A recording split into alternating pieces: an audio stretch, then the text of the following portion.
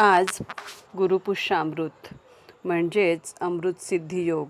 जेव्हा गुरुवारी पुष्य नक्षत्र येते तेव्हा हा योग तयार होतो. याला शास्त्रात अमृतसिद्धी योगासारखे मानले गेले आहे. जेव्हा कामात यश मिळत नसेल ते काम आजच्या दिवशी केल्यास त्याचे खूप छान फळ मिळते.